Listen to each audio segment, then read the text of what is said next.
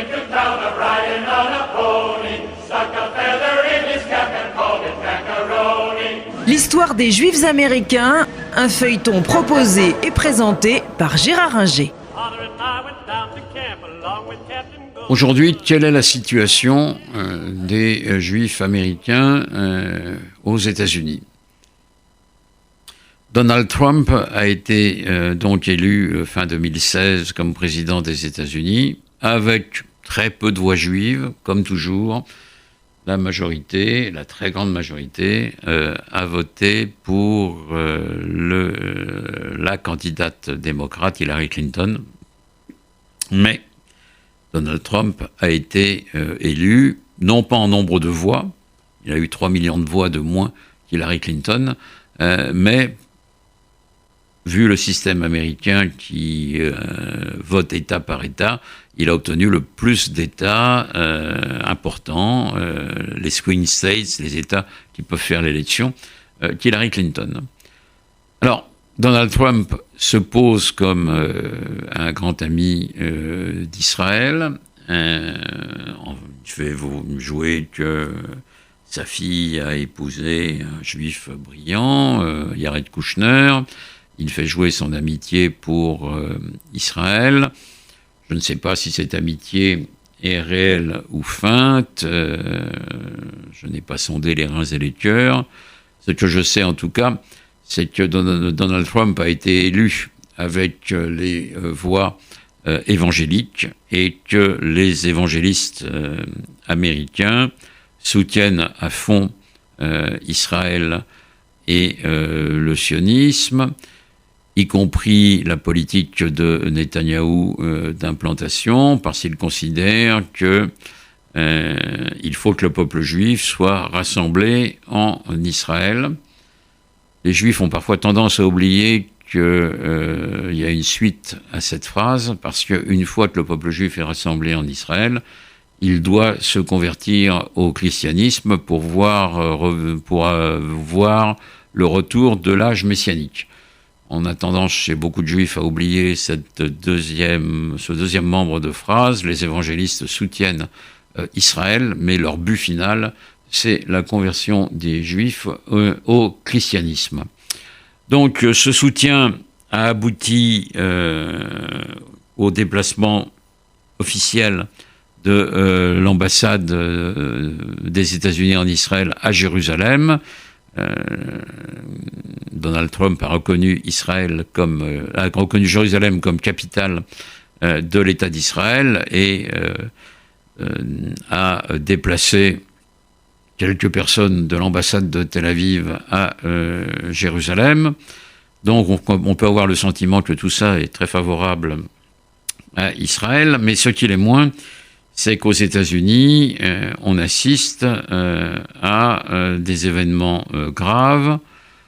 Dans les universités, le mouvement BDS ou, au-delà de BDS, les mouvements favorables aux Palestiniens dominent maintenant les universités américaines.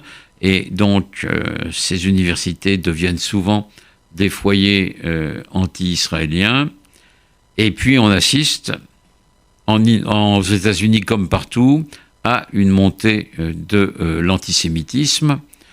On l'a vu avec ce qui s'est passé à Charlottesville, où des néo-nazis se sont rassemblés et ont tué une militante anti-nazie.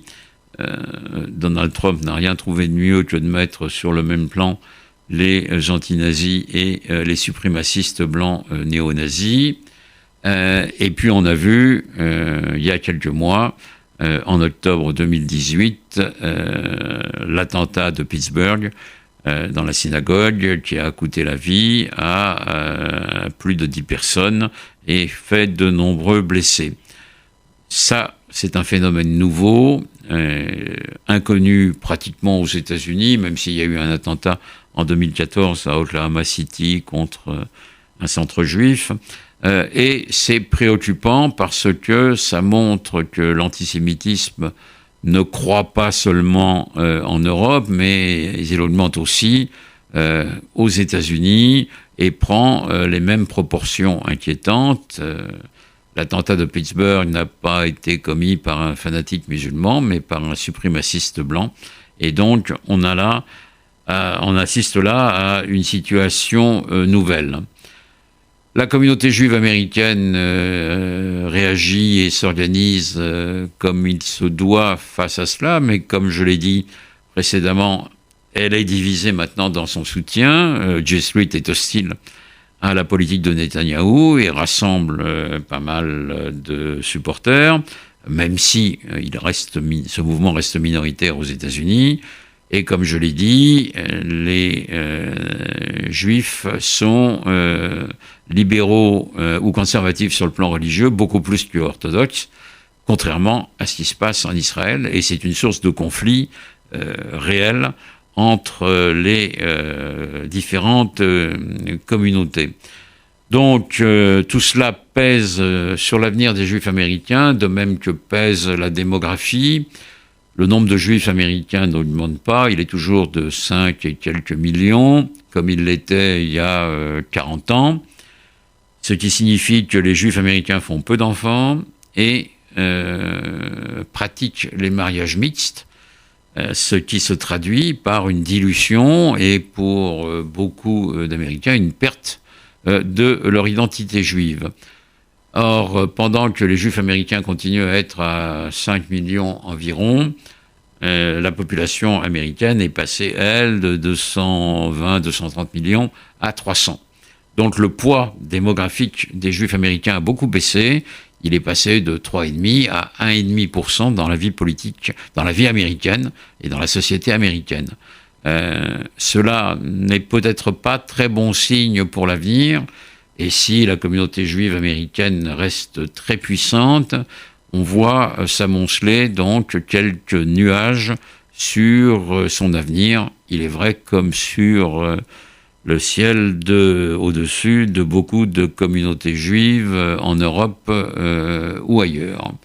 On peut souhaiter à nos cousins américains de continuer à jouer le rôle de Babylone à côté d'Israël, mais l'avenir n'est nullement écrit. Et là, ce n'est plus à l'historien de parler.